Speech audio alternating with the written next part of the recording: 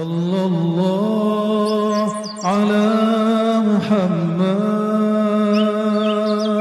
Sallallahu alaihi wasallam. 2026, 2007, 2028 akan muncul Mahdi, karena itu adalah masa-masa genting. Apa kata beliau di hadis lain? Iyakhruj, yani ay dajjal, seandainya dajjal nanti keluar, wa ana fikum, aku bersama kalian, fa ana hajijuhu, tentu aku langsung akan menjadi hujjah menyelamatkan kalian. Tapi jika tidak, kalian mengurusi diri kalian sendiri. Siapa yang Nabi maksud? Ikhwan. Para ikhwan ini mereka mengurus dirinya sendiri. Sahabat dulu enak, bersama mereka ada Rasul. Di zaman ini tidak ada Rasul. Nabi mengabarkan ada Imam Mahdi, tapi Imam Mahdi pun disembunyikan. Makanya nanti beberapa tahun ke depan akan muncul Mahdi palsu. Saya berharap jamaah di sini tidak ada yang terpedaya. 2026, 2007, 2028 akan muncul Mahdi palsu. Karena itu adalah masa-masa genting. Masa-masa genting. Sekarang sudah ada yang mulai muncul. Masa Mahdi mengobrolkan dirinya di YouTube. Juga ada juga Mahdi yang datang kepada saya. Jidatnya lebar, hidungnya sedikit mancung. Dia merasa keturunan Sayyidina Al-Hasan, lalu mengatakan dalam hatinya, Anal Mahdi. Sebelum dia berbicara langsung zakat. Itu terjadi. Bapak saudara makan Allah, perjuangan akhir zaman itu bukan hanya perjuangan biasa. Ketika ada seseorang membentak Rasulullah dalam hadis Bukhari, apa kata orang ini? Ittaqillah ya Rasulullah. Hai Rasulullah, takutlah kepada Allah. Rasulullah dibentak.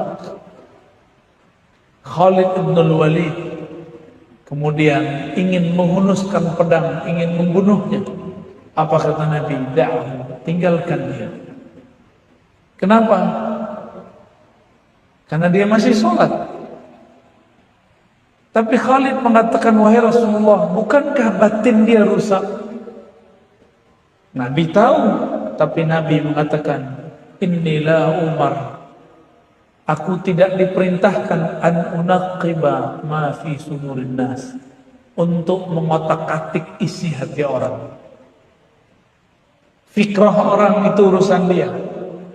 Apa isi batinnya urusan dia. Tapi Nabi mengabarkan nanti akan muncul dari kelompok ini yang jago baca Quran, banyak hafalannya, tapi tidak tembus ke dadanya. Jika kamu bertemu mereka, seranglah mereka. Apa maksud hadis ini? Mereka adalah tentara Dajjal. Maka tentara Dajjal itu, bahkan tentaranya tidak diizinkan dibunuh di masa Rasul, tapi diizinkan untuk diserang di zaman ini. Artinya apa? Perjuangan sekarang bahkan lebih berat daripada perjuangan di masa Rasulullah Sallallahu Alaihi Wasallam. Gimana? Nyesel nggak jadi umat akhir zaman? Tadi senang disebut ikhwan, sekarang nyesel ya. Lebih berat daripada zaman sahabat. Karena mereka jago baca Quran, tapi Qurannya tidak tembus ke kolbu. Kan bingung kita.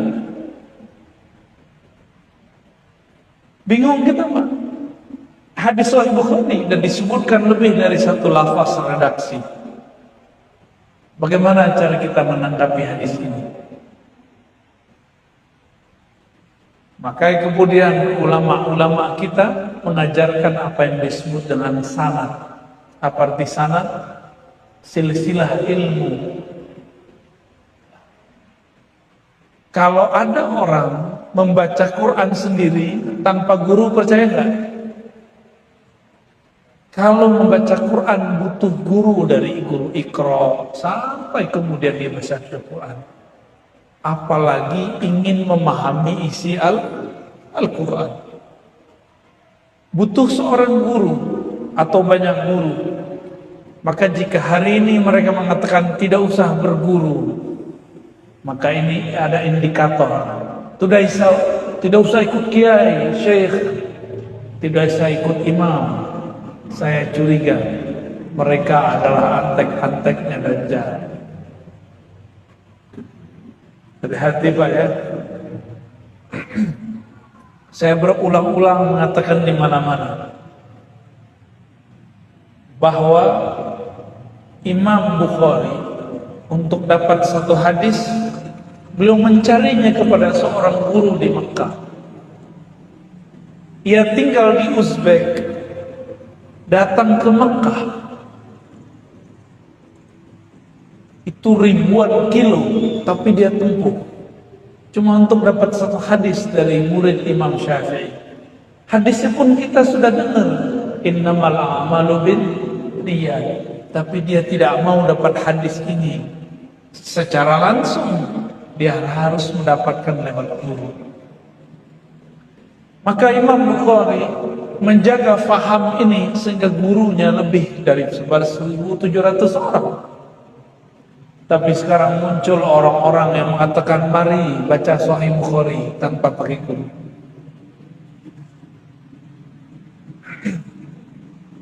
Ketika Nabi SAW mengatakan orang-orang ini jago baca Quran, hafalannya bagus, bacaannya luar biasa, tapi imannya tidak tembus sampai ke dada. Itu artinya dia tidak punya guru yang membimbing, mengajarkan iman masuk ke dalam kalbunya. Bapak saudara makan Allah, apa kata Nabi? Jika engkau bertemu mereka, faqtuluhum, maka seranglah mereka. Tapi di masa Rasulullah tiada mereka bertemu satupun. Kelompok ini muncul di zaman Sayyidina Ali, disebut kelompok Khawarij. Bahkan yang melukai Muawiyah, membunuh Ali, yang merusak tubuh Amr bin Al-As, itu adalah Ibnu Muljam, seseorang yang banyak hafal ayat Al-Quran. Dia ingin menikahi seorang perempuan yang sudah terpapar Khawarij, ekstremis.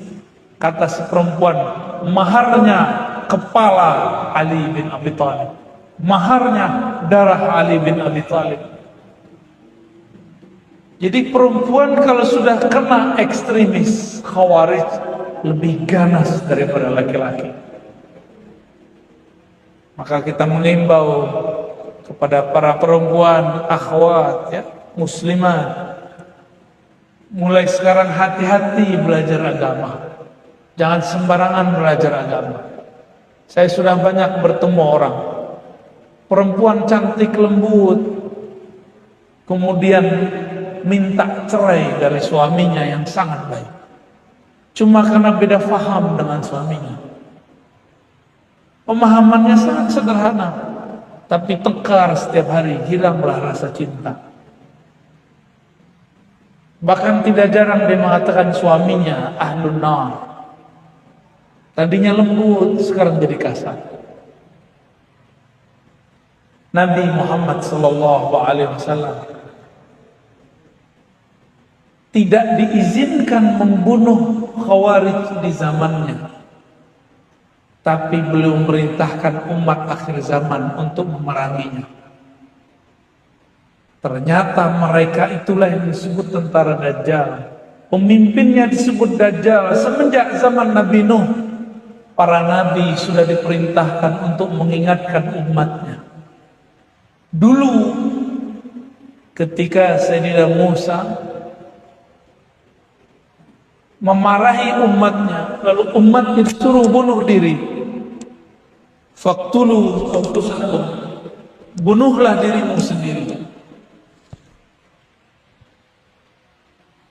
Nabi Harun oleh beliau kemudian diperintahkan dibentak dan segala macam, jenggotnya ditarik. Tapi giliran bertemu Ad-Dajjal yang nama kecilnya adalah Samiri,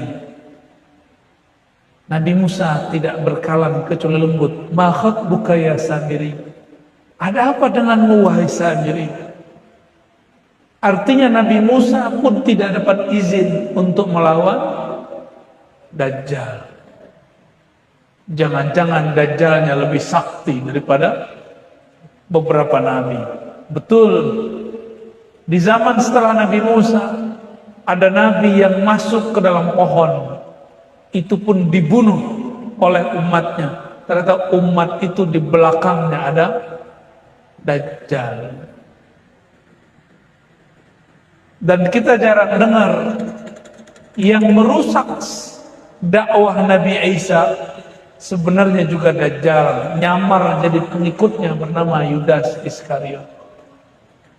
Maka benarlah kata Nabi Muhammad dalam hadis yang sahih Bukhari dan Muslim, Dajjal itu telah diwanti-wanti kemunculannya semenjak zaman Nabi Nuh.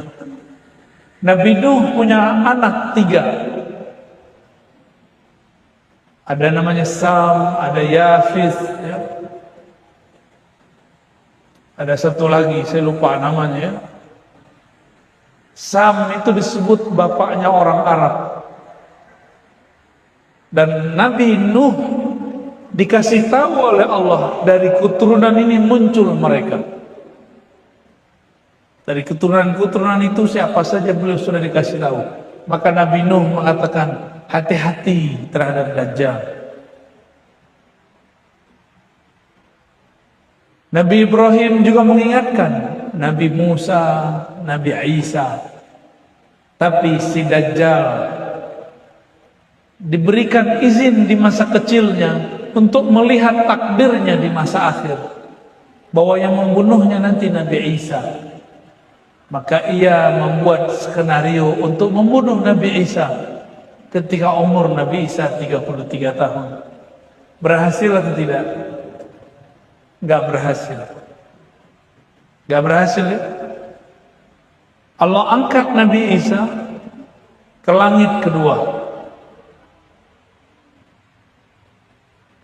Jadi sampai sekarang Nabi Isa masih hidup. Tubuh Nabi Isa apa bedanya dengan tubuh kita? Ternyata Nabi Isa tubuhnya disiapkan oleh Allah dari makanan-makanan surga yang dimakan oleh Sayyidatuna Maryam.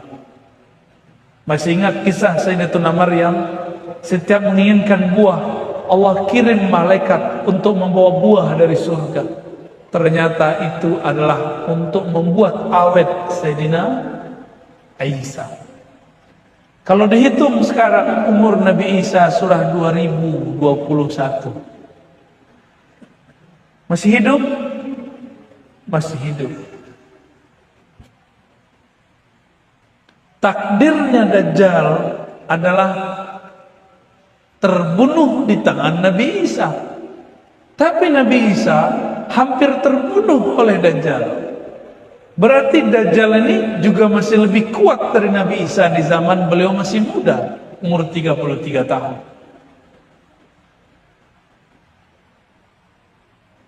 Maka nanti imam yang kita tunggu-tunggu, dan hadisnya sahih, disebut Al-Imam Al-Mahdi. Inilah pemimpin ikhwan yang disebutkan di dalam hadis tadi. Al-Mahdi mengizinkan dan memberikan pedangnya kepada Sayyidina Isa untuk melawan Dajjal. Maka Sayyidina Isa di akhir zaman berbeda kekuatan dengan Sayyidina Isa yang dulu. Setiap kali disebut Nabi Isa di depan Dajjal, Dajjal itu lari dan keluar. Kenapa? Dia tahu takdirnya akan dibunuh oleh Isa. Nabi Isa turun di Menara Putih di Damaskus. Ketika turun, dia masuk masjid, sudah ada Imam Mahdi bersama para ikhwannya memimpin sholat. Ketika datang Nabi Isa, Al-Mahdi mengatakan, wahai Nabiullah Isa, silakan engkau jadi imam. Apa kata Nabi Isa? Al-imamukum minkum, imam kamu dari kamu. Artinya apa? Nabi Isa ketika diutus kembali nanti, ia menjadi pengikut Al-Mahdi. Maka Nabi Isa nanti menjadi seorang wali, walaupun pernah menjadi nabi, cuma jabatan kenabian, kerasulannya tidak berlaku. Yang berlaku hanya beliau sebagai seorang wali yang membersamai raja para wali, Sayyidina Al-Mahdi Khalifatullah. Apa maksud saya menceritakan ini? Imam Al-Hakim At-Tirmizi, ahli hadis juga ahli qalbu, mengatakan ada 12 nabi yang hadisnya sahih berdoa mengatakan, ya Rabb, jadikan kami nabi yang ikut berjuang di akhir zaman. Sayyidina Isa adalah salah satu nabinya. Doanya dimakbulkan.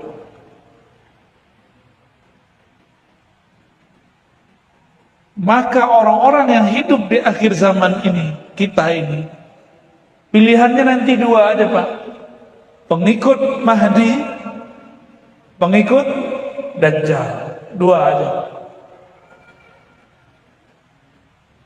Mau yang mana Pak? Al-Mahdi.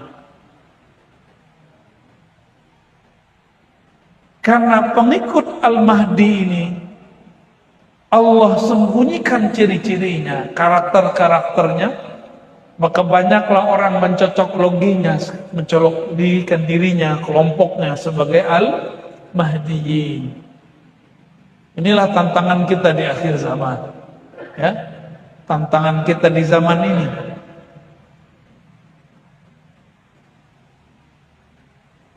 Nabi Isa, sebelum Nabi Isa ada Nabi Musa. Nabi Musa dulu mengatakan, ya Rabb, jadikan aku Nabi akhir zaman. Apa kata Allah? Hai Musa, akhir zaman sudah ada nabinya, Muhammad sallallahu alaihi wasallam.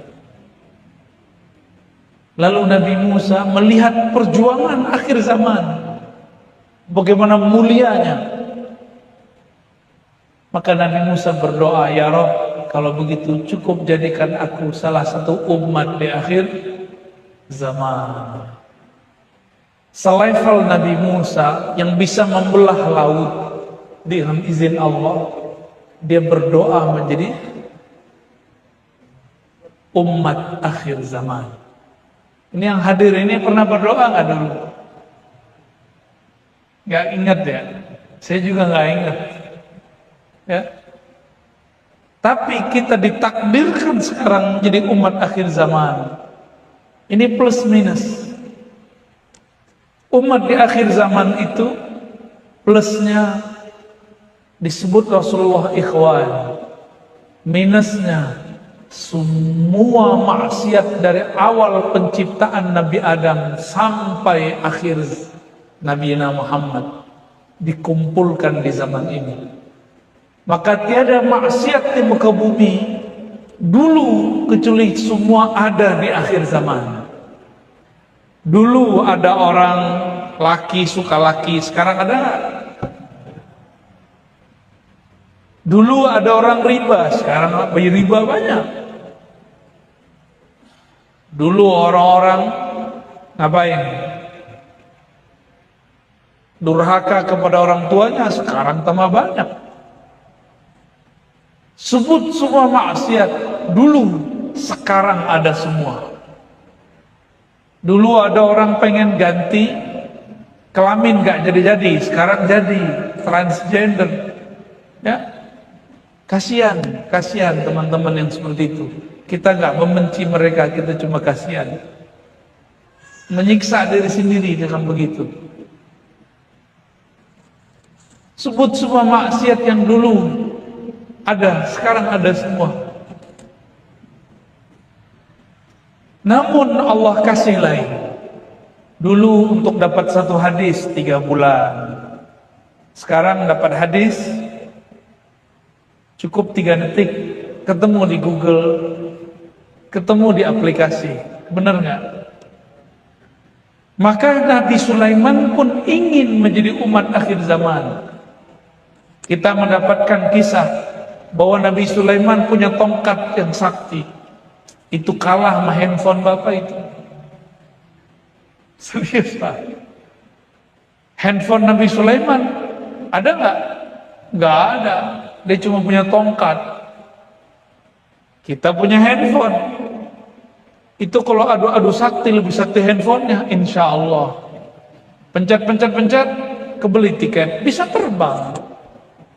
Pencet, datang kebuli. Pencet, datang, mobil aja bisa datang, Pak. Ya, sakti nggak tuh? Sakti. Jadi para nabi melihat bapak ini pegang handphone, melongo juga Pak sebenarnya. Wah, coba kalau bisa. Tapi semua kebaikan-kebaikan plus-plus ini ada juga ujiannya. Ujiannya juga sangat berat. Selamat menjadi umat akhir zaman. Selamat berjuang nanti. Maka teman-teman, sahabat-sahabat karena Allah, pelajari kembali sirah Nabi. Apa yang akan kita alami di masa mendatang itu hanya mengulang kisah kenabian. Mengulang saja, nggak lebih. Nanti akan ada yang mengaku jadi Al-Mahdi, jadi nabi palsu. Nanti akan ada yang mengaku begini, begitu. Macam-macam. Di Indonesia yang ngaku Satrio Piningit itu udah banyak. Ratu Adil, betul kan? Banyak sekali. Apakah dia orang cerdas atau orang stres? Itu mirip-mirip ya. Terakhir yang mau saya sampaikan ya. Nabi Muhammad sallallahu alaihi wasallam mengatakan, la taqumus sa'ah, tidak terjadi kiamat hatta la yuqalu fil ardi Allah Allah. Tidak terjadi kiamat sampai tiada di muka bumi dikatakan, diajarkan. Yuqal saya terjemahkan, sehingga tidak ada lagi yang mengajarkan yang diajarkan. Kalimat Allah Allah. Secara harfiah Allah itu zikir. Maka sekarang guru-guru kita ahli zikir, mereka berzikir dengan lafaz Allah Allah. Secara makna lafaz Allah berarti kebesaran Allah, syiar-syiar Allah. Kita ambil dua maknanya. Satu zikir Allah Allah, yang kedua syiar. Maka nanti di akhir zaman, selama masih ada orang membaca Allah Allah dengan lisan ataupun kalbunya, kiamat akan Allah undur. Masih ingat Rasulullah sallallahu alaihi wasallam, ada pedang sudah di lehernya. Beliau lagi tiduran istirahat saat letih berperang. Beliau kemudian rehat di satu bawah pohon. Pedang sudah terhunus di lehernya. Apa kata orang yang memiliki pedang? Wahai Muhammad, may yamna'uka min sayfi. Siapa yang dapat melarangmu, menahanmu dari pedangku? Hadis Bukhari dan Muslim dengan lafaz yang berbeda-beda. Apa kata Nabi? Nabi membacanya dengan kalbunya, diterjemahkan dengan lisannya. Allah Bergetarlah orang ini. Dia terkejut. Lalu dia kemudian melawan lagi dan mengatakan, siapa yang bisa menahanmu? Nabi pun mengulang kembali, Allah, sampai 3 kali. Dia kemudian terjatuh. Di saat itu dia bangkit dan dia bersyahadat kepada Rasulullah sallallahu alaihi wasallam. Itulah ilmu yang nanti dimiliki oleh tentara Al-Mahdi. Dia cukup baca Allah, musuhnya bisa kalah. Maka jangan buang-buang energi sekarang membentak sesama muslim dengan takbir. Tapi gunakan takbir itu nanti untuk melawan musuh Allah. Karena ini mau dekat 2023, 2024, tahun politik, benar nggak? Mungkin bisa jadi lebih parah atau mungkin lebih adem, kita nggak tahu. Kalau seandainya nanti tambah parah, kita akan saksikan orang Islam membentak orang Islam cuma karena beda pilihan. Bentakannya bukan dengan kau, tapi bentakannya menyebutkan nama Allahu Akbar.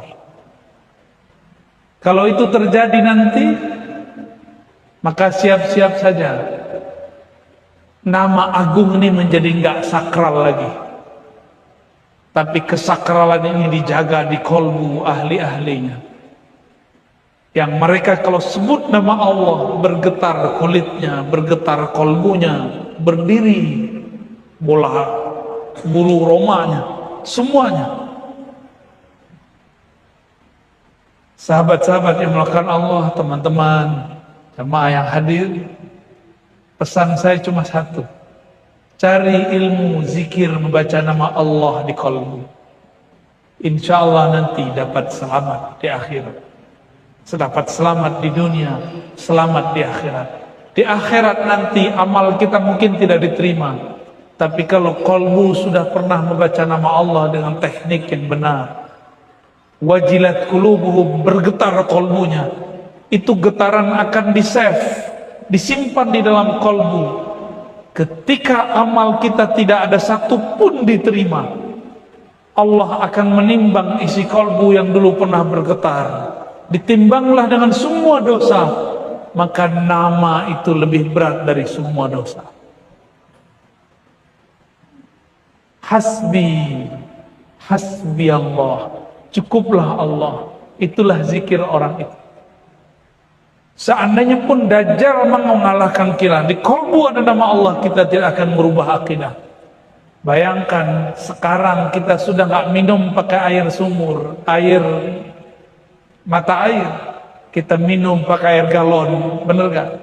Nanti akan ada masa air galon tidak ada satupun, PDAM gak mengalir, orang bisa berebut cuma karena satu gelas ini, bisa bunuh-bunuhan karena mereka menganggap kehidupan ada pada air, padahal yang maha menghidupkan adalah pencipta air, itu Allah Subhanahu wa ta'ala.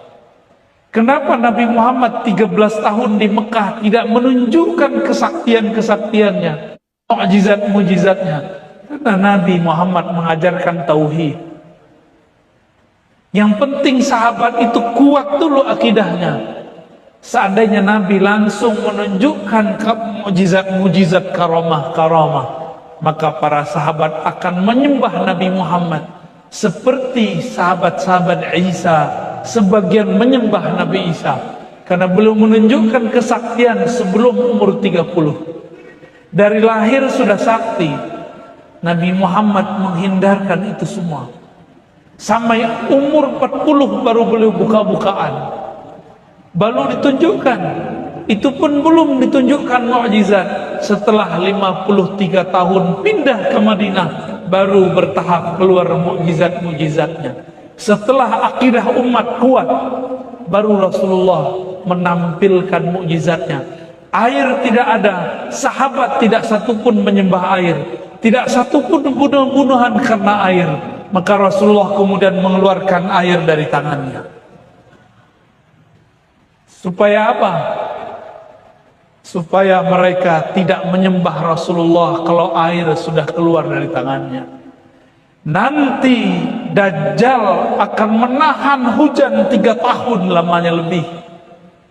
Di saat itu semua orang kehausan, lalu dia bawa hujan, dia bawa air.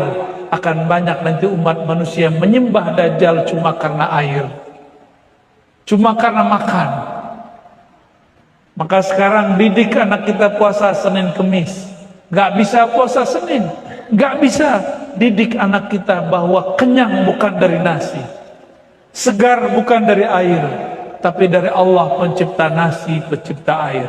Seandainya nasi tiada, air pun habis, anak kita tidak menyekutukan Allah dengan air. Siap mengajarin anak begitu? Ya, adik-adik ini jangan sampai kalian nanti nyembah air atau nyembah orang yang bawa air. Apakah Rasulullah selalu atraksi menunjukkan kesaktian? Tidak. Beliau menunjukkan karomahnya, mukjizatnya itu hanya di waktu-waktu genting. Waktu di Madinah jarang sekali. Tapi suatu saat ketika berperang semua air habis, maka beliau kemudian menggunakan izin dari Allah untuk mengeluarkan air dari tangannya. Pernah juga sekali di Madinah, sudah 3 hari Rasulullah dan sahabat kehabisan bahan makan, karena perang itu membuat miskin suatu negara. Nabi selesai perang, habislah semua perbendaharaan. Mereka tidak makan 3 hari 3 malam di Madinah. Lalu ada seorang sahabat menyimpan gandum, menyimpan kurma, dan mempunyai beberapa potongan daging, tapi hanya cukup untuk 3 atau 5 orang. Sahabat yang belum makan hampir 50 orang. Apa kata Nabi? Ya sudah, 5 orang masuk. Selesai, langsung keluar, masuk lagi 5 orang. Berapa kali 5 tuh? 10 kali. Tapi nasinya tidak pernah habis. Itu terjadi dalam riwayat Imam Tirmizi. Sesekali beliau begitu, tidak sering-sering, Pak. Ini baru belajar pawang hujan, udah mawang-mawang muluk, ya, udah sok sakti aja. Bapak saudara makan Allah, cukup Pak ya. Mohon maaf karena medannya ternyata sangat luar biasa ya. Keluar dari rumah saya langsung macet. Nyampe di sini lebih macet lagi ya. Saya kira cuma Depok aja yang macet Pak. Ternyata di sini macet. Saya bersyukur macet, berarti corona sudah bisa ditangani. Alhamdulillah. Gak tahu nanti gimana lagi ya. Yang penting sekarang alhamdulillah dulu Pak. Jadi jangan sebel kalau ada macet. Berarti kehidupan kita sudah mulai normal. Jadi saya tadi bertasbih aja, alhamdulillah, alhamdulillah. Kita mikir beda, orang berdua ini udah cemas aja. Lu udah cemas. Tapi nyetirnya tetap tenang, alhamdulillah. Cuma udah kelusuk-kelusuk. Maunya mobilnya ada sayapnya. Sabar Pak, nanti di sorga mobil kita bersayap. Baik, lebih kurang itu yang dapat saya sampaikan tentang ikhwan yang Nabi sebut mengenai akhir zaman. Ini sangat penting sekali. Supaya kita ngaji akhir zaman tidak cocok logi. Ngaji akhir zaman harus dengan hadis yang sahih, pemahaman yang tepat. Semoga Allah jadikan kita, keturunan kita sebagai pejuang-pejuang di akhir zaman yang memperjuangkan akidah yang sahih, akidah Nabi Muhammad sallallahu alaihi wasallam. Mohon maaf, habis ini saya harus ngisi lagi, ya, harus jalan lagi. Mungkin kita tidak perlu salam-salaman, cukup dengan qalbu. Assalamualaikum warahmatullahi wabarakatuh.